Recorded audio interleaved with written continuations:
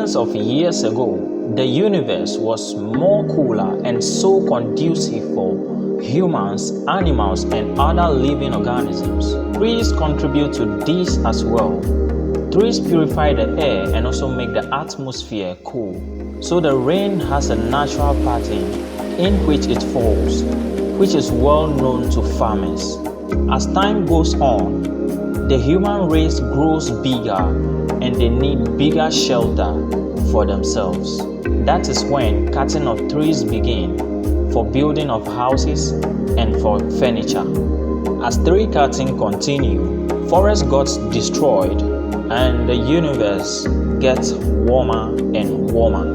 Now it's hot. The rain does not fall in the natural pattern any longer. So now, this is the state of the universe that we are living in. The only way out is to plant trees and to make the universe greener again. When the last tree dies, the last man dies too.